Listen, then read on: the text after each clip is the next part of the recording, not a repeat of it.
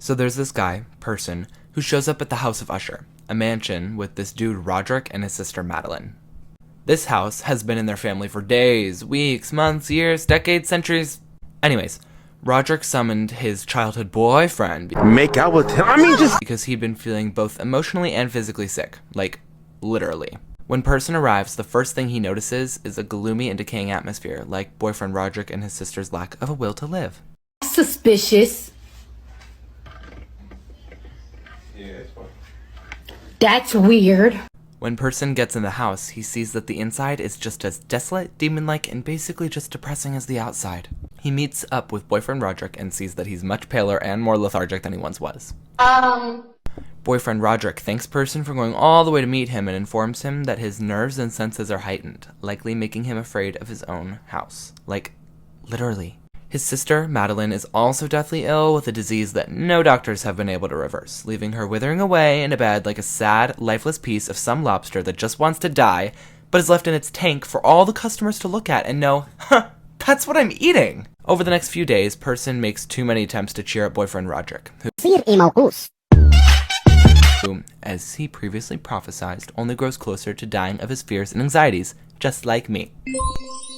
Boyfriend Roderick plays the guitar and sings the song about the steady decline of a house, and as he does, those within it slowly bring the house to its demise.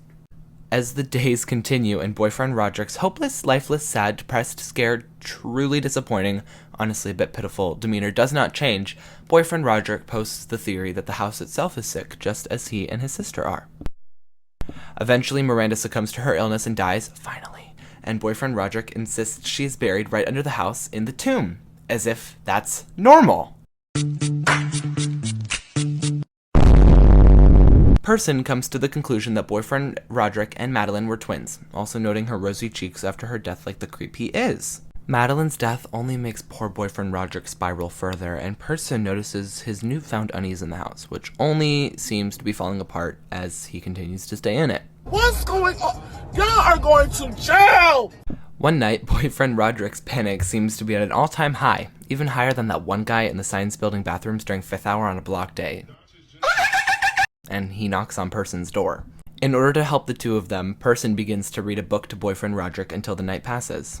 But as the story progresses, the noises from the book seem to also occur in real life, echoing the story. While Person is able to play it off as just his imagination, boyfriend Roderick claims that those noises are Madeline, whom they've buried alive, attempting to escape.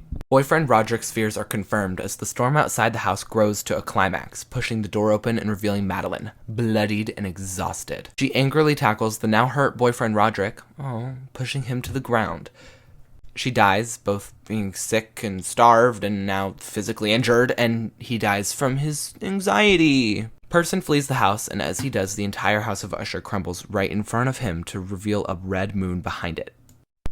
Now that the house of Usher is destroyed, once those within it have perished, does the house itself represent the downfall of both my mental health from having to talk about it, as well as Savannah's mental health from having to edit this video, as well as Summer's mental health from having to write the script for this video, as well as the people inside the house's mental health, and how the steady decline will inevitably lead to the destruction of it?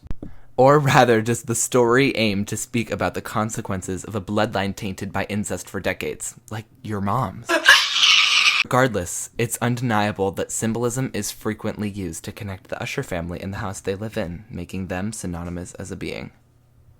What does synonymous mean again?